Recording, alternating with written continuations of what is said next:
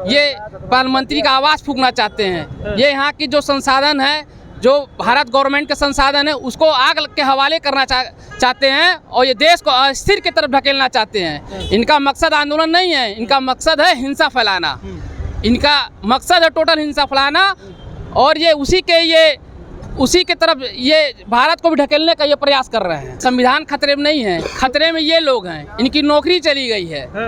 यहाँ पे आप कौन सी वाली नौकरी?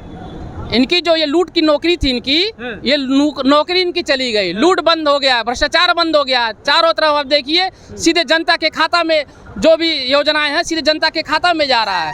अब विकास के नाम पे देखिए, इंफ्रास्ट्रक्चर के नाम पे देखिए, भारत कहां से कहां चला गया, इनको क्या पता है। इनकी नौकरी खतरे में, ये नौकरी बचाने का कार्य करे। भ्रष्टाचार वाली नौकरी आपकी खत्म हो गई है कांग्रेस की। जब देश का पैसा लूटा जा रहा है, देश के संसाधनों पे कब्जा किया जा रहा है और जनता बेरोजगार घूम रही है, युवा जो है पीएचडी करके चपरासी की नौकरी के लिए लाइन में लगता है और हमारे नेताजी लोग मलाई काट रहे हैं विदेश में, तो यहाँ की जनता जो अंग्रेजों से लड़ करके उनके पूर्वज इस मुल्क को आज़ाद कराया था, क्या इसीलिए आज़ाद कराया था कि भारतीय जनता पार्टी के लोग अडानी और अंबानी को पूरे देश की संपत्ति सौंप दें और युवा बेरोजगार दौड़ेगा। राहुल जी का कहना जो था वो जैन जी पे था। उनका ये कहना था कि सरकार हमारी बात नहीं सुन रही है, दलितों पे, पिछड़ों पे, अल्पसंख्यकों पे, आदिवासियों को अत्याचार हो रहे हैं, उनकी ज़मीनें छीनी जा रही हैं, उनके साथ क्राइम हो रहे हैं, उनको नौकरी नहीं दी जा रही है। अभी श्रीमान राहुल गांधी जी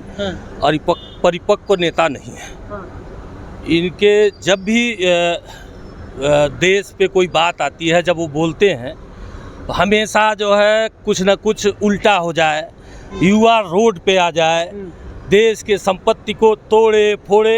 इनकी विचारधारा यही है कि देश किसी तरह से खतरे में आए और इनकी सरकार बने, इनकी दुकान चले, कोई पूछ रहा नहीं है।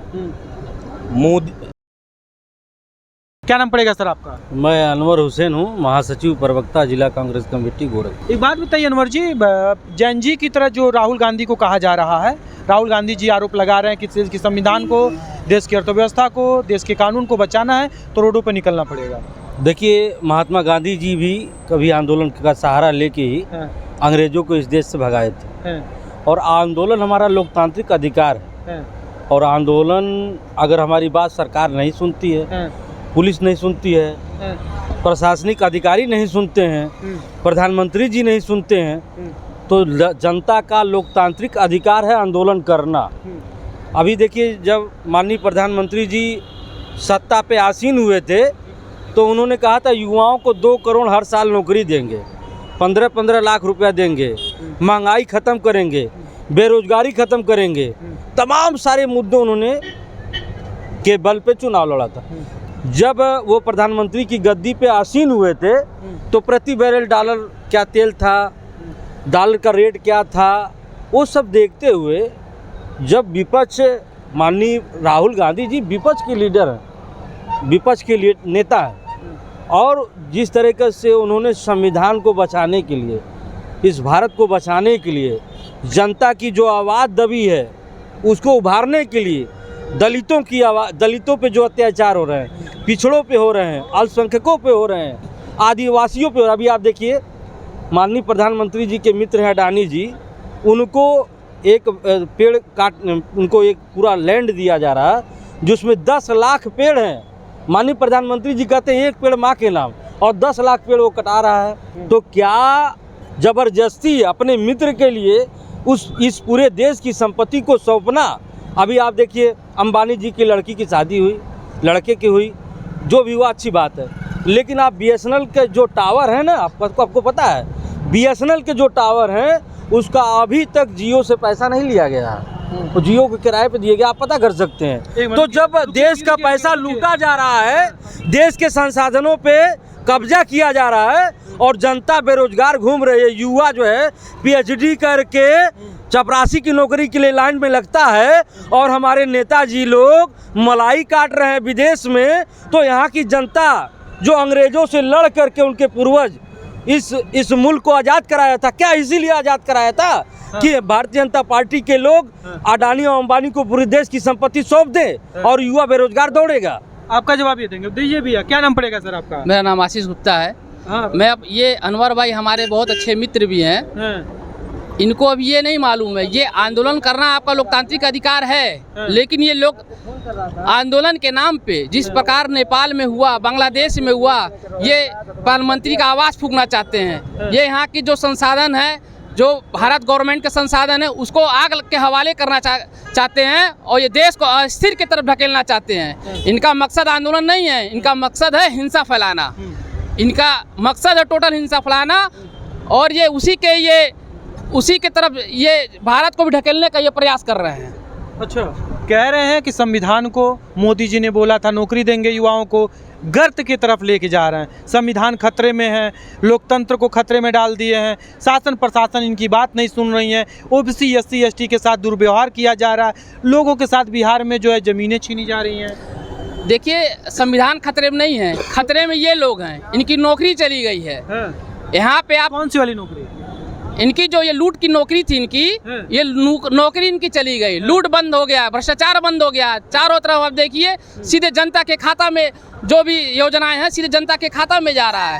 अब विकास के नाम पे देखिए, इंफ्रास्ट्रक्चर के नाम पे देखिए, भारत कहां से कहां चला गया, इनको क्या पता है? इनकी नौकरी खतरे में, ये नौकरी बचाने का कार्य करे। भ्रष्टाचार वाली नौकरी आपकी खत्म हो गई है कांग्रेस की, ऐसा इनका कहना है। देखिए, मैं यही बात कहा ना मेरे भाई साहब, उल्टा चोर कोतवाल को डांटे। BSNL के टावर अंबानी जी को दे दिया गया है, जियो को, और अभी खुलासा हुआ है। कब दिया गया है? अभी ये जब प्रधानमंत्री जी जब जियो आया था 14-15 में, तभी से जियो को BSNL का टावर दिया गया। मुझे पता नहीं है, थोड़ा सा आप नोट कर लीजिए, आप गूगल कर लीजिएगा। स्पेक्ट्रम घोटाला किसके सरकार में हुआ, किसने किया? जितने भी घोटालों का, सुनिए एक मिनट, जितने भी घोटालों के आरोप लगे थे, सब जिस पे जांच हुई और सब निराधार घोषित। अच्छा, एक बात बताइए मुझे, आपने स्टार्टिंग में बड़ा शानदार आपने बात बोला है कि गांधी जी ने जो आंदोलन चलाया था, गांधी जी का एक बड़ा शानदार जो स्लोगन था कि अगर कोई हमारे गाल पे एक थप्पड़ मारता है तो दूसरा आगे कर देना। उसी तरह जैन जी का जो रूप दिया जा रहा है, राहुल गांधी जी जो कह रहे हैं, इसका कितना कॉम्बिनेशन? देखिए, कुल मिला जुला के आप मसाला लगा के उसकाने का काम कर रहे हैं। आप मीडिया चौथे लोकतंत्र हैं आप। भैया आपने बोला, नहीं, लोकतंत्र के चौथा स्तंभ है आप। और राहुल जी जो बात आप बोल रहे हैं, सुनिए, राहुल जी की उनका संदेश कुछ और है और आप बढ़ा चढ़ा के मिर्च मसाला लगा के अपनी TRP बढ़ाने के लिए आप रोटी सेक रहे हैं। अच्छा, पत्रकार में कौन सा मैंने TRP नहीं, आप ये कह रहे हैं, राहुल जी कह रहे हैं ऐसे।